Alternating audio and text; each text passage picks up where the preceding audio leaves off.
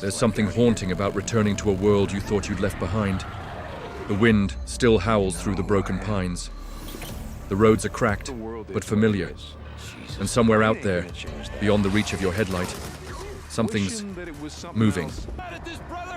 Days Gone Remastered doesn't kick down the door with flashy spectacle or AAA swagger. No, it creeps back into your life like an old memory, one soaked in gasoline, mud, and regret. And yet, there's beauty in that decay. There's power in the silence between the engine's idle and the scream of a freaker pack. You're not just revisiting a game, you're re-entering a state of mind. One where survival isn't about loot drops or level ups, but about holding on to what makes you human. So the question isn't, does it look better? Or is it worth $10? It's, why does this broken, brutal world still call to us? Let's ride into the storm and find out. Booting up Days Gone. Remastered and loading my old save felt strange, like dusting off an old photo album, except the pictures growl and chase you through the trees. I hadn't seen Deacon St. John in years, but there he was, standing by, his bike like nothing had changed. And for a second, neither had I. The moment you take control again, it hits different. The world doesn't just look better, it feels sharper. The visuals are crisp enough to make you squint in sunlight, like the forest itself got a 4K polish. Shadows bite deeper, colors pop with a little more grit, and frame rate, smooth as a shotgun pump in slow motion, locked at 60 FPS with barely stutter in sight. But let's be honest, it's not a total night and day overhaul. If you played the patched PS4 version on PS5, some of these changes won't blow your mind. This isn't a Blue Point style remaster. It's more like tuning a dusty muscle car. Same engine, but now it purrs with pride. What really got me, though, was the atmosphere. That subtle tension, the rustling trees, the way Deacon still mutters to himself in the quiet. It's not nostalgia, it's re-immersion. And man, it comes fast.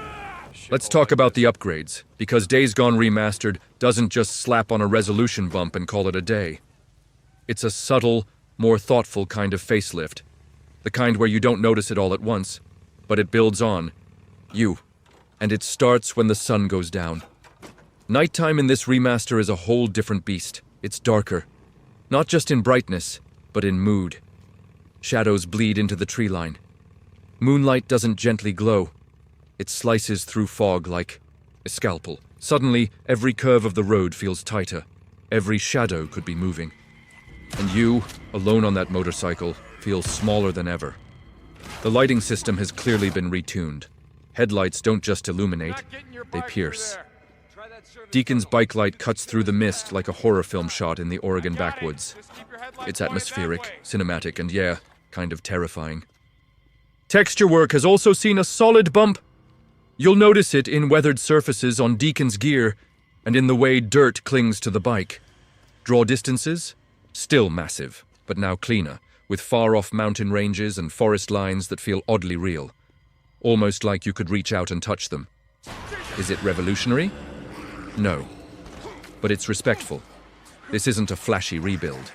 It's a remaster that respects the world it came from, while making it sharper, moodier, and just a bit more dangerous. If the story is the heart of Days Gone, then Horde Assault is its wild, blood-pumping heartbeat.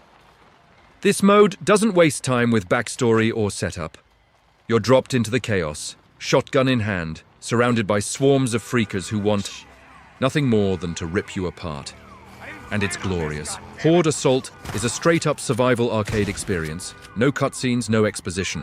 Just you, a map full of undead, and the weapons you can scrounge, upgrade, or earn mid-run. It's a perfect sandbox for the game's most fun mechanics. Crafting on the fly, using the environment to your advantage, and creating beautiful chaos. The modifiers crank things into overdrive. Sure, you've got the standard unlimited ammo or stamina, but then there's the ridiculous stuff. Like exploding freakers. Yes, every infected explodes on death. It turns a routine skirmish into Michael Bay-level insanity. Fire, limbs, and score multipliers flying everywhere. And the best part? You can play as characters like Boozer or Ricky. It's a fan service buffet, letting you see familiar faces in unfamiliar carnage. This is post-game content done right. It's the kind of thing that breathes new life into a game you thought you'd already seen everything in. A reward not just for finishing the story, but for sticking around. Horde Assault doesn't reinvent the formula. It just dials it to 11 and dares you to survive it.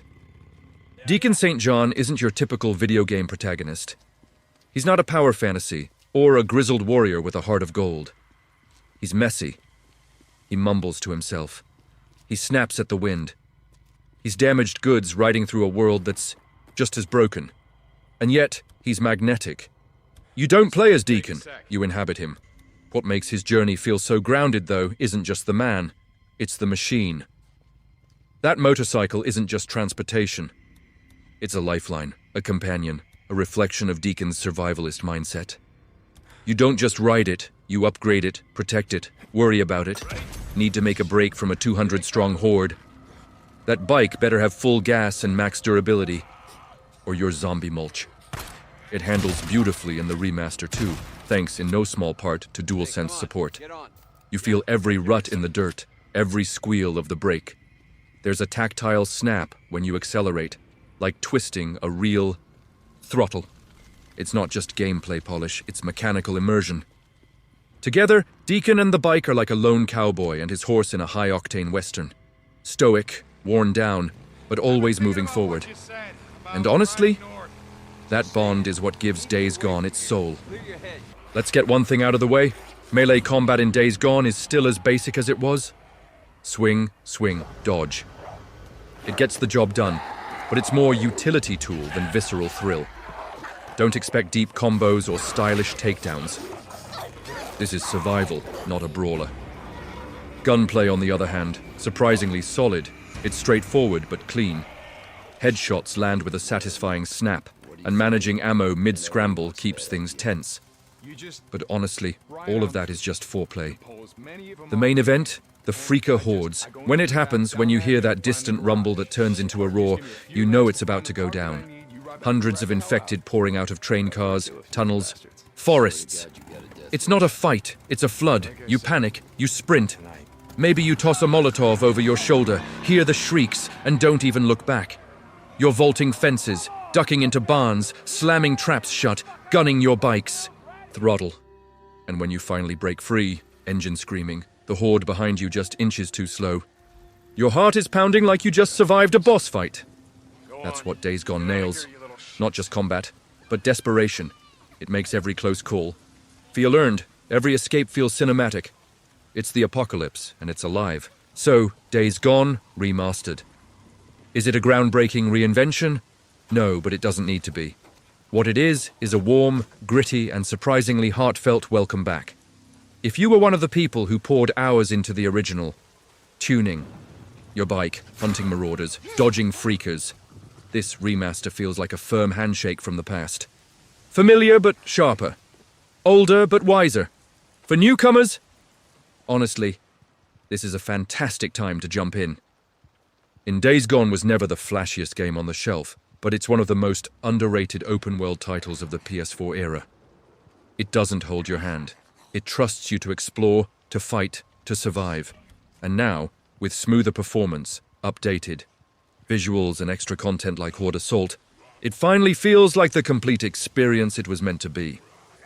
The upgrade path is fair, $10 if you already own the game. And if you don't? This version includes every patch, every tweak, and every ounce of post-launch content in one clean package.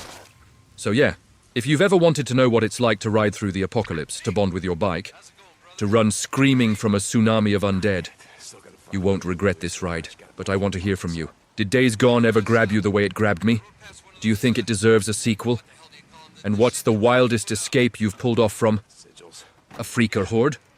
Drop your stories below. Let's talk survival. For some, Days Gone was never just about the zombies. It was about the silence between storms, the bond between man and machine, and the stubborn fire to keep going when the world stopped caring. If that means anything to you, this remaster is more than worth it. And if you've never ridden through this world before, maybe it's time to gas up, so now it's your turn. Did you survive the horde? Did you scream, laugh, or cry while trying? And most of all, do you believe this game deserves a second chance? Let's talk in the comments.